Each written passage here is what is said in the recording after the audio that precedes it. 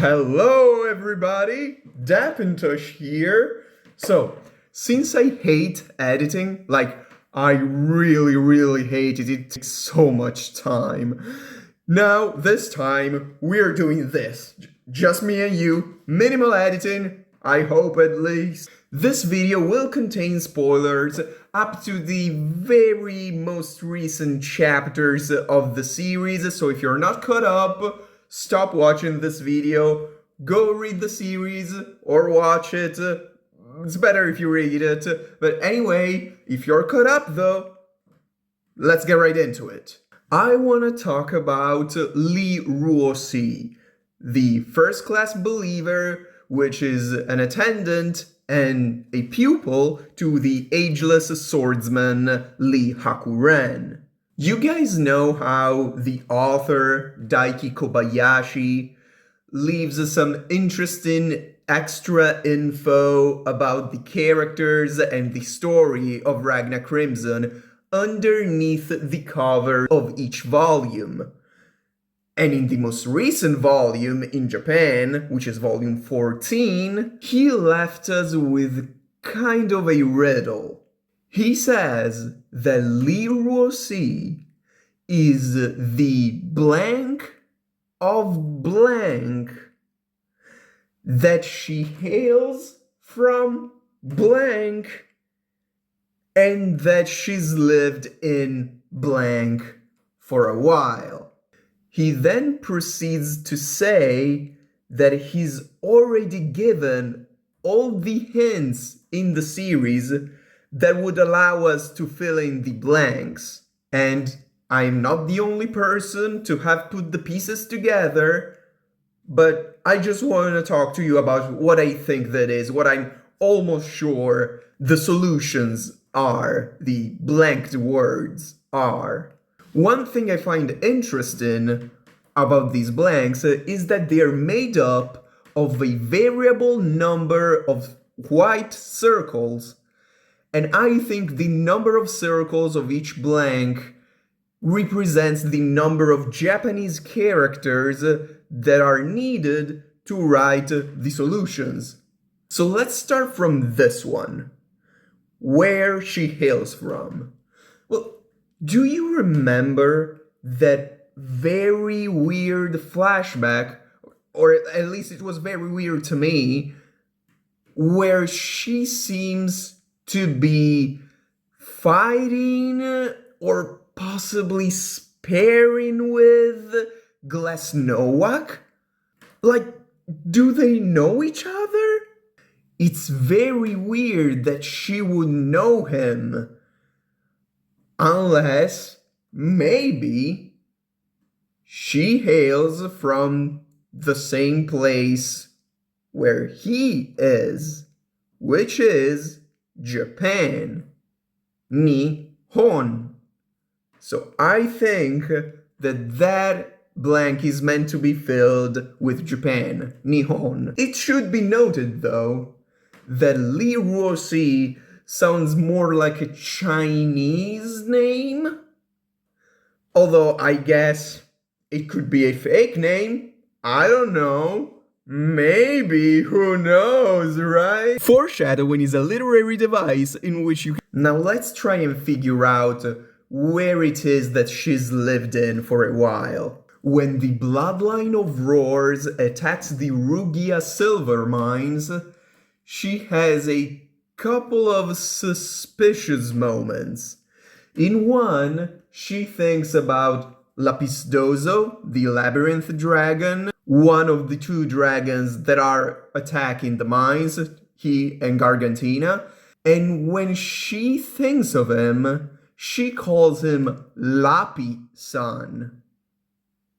So using a diminutive, almost as if they know each other. And even more importantly, later, when she meets Gargantina, she calls her Tina-chan. And then Gargantina proceeds to say that Lapisdozo was a little hesitant in attacking the mines because Ruoxi was there in the mines. So they definitely know each other. So I think that these blanks, these three characters are supposed to be Gehenna. She's lived in Gehenna for a while with the bloodline of roars. We have no idea why. We might be able to speculate because of things we are going to talk about right now. Now on to the big one.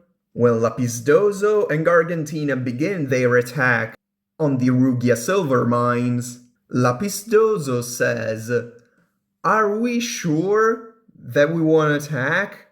Because Aria is in there."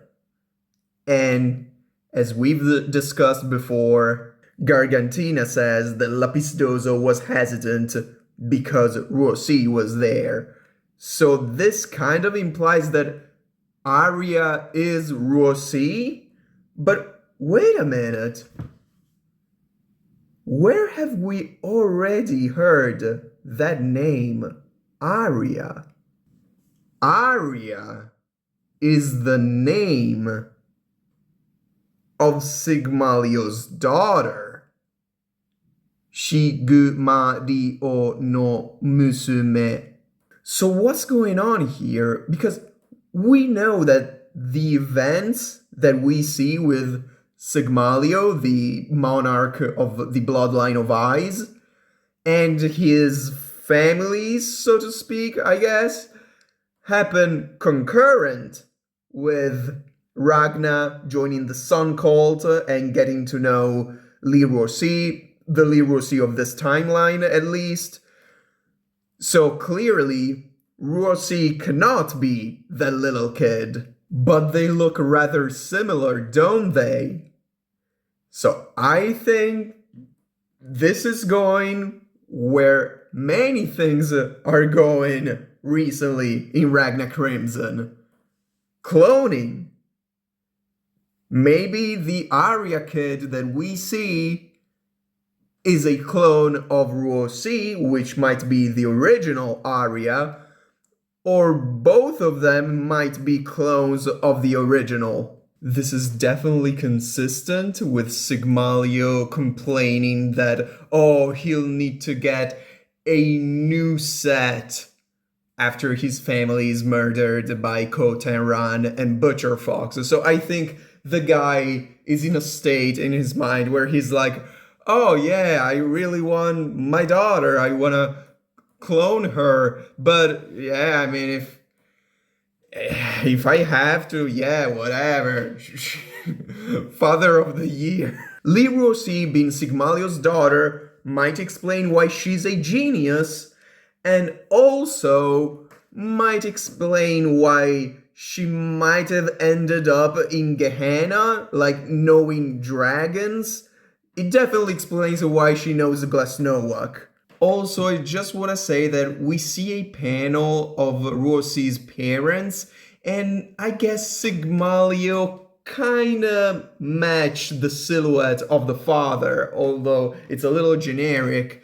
And when it comes to the mother of Aria, I think it's very possible that, yeah, she's cloned as well. So all in all, I think the solution is that she's Sigmalio's daughter, she hails from Japan, and she's lived in Gehenna for a while. But let me know what you guys think in the comments. Do your YouTube chores or don't, that's fine. I'm done here.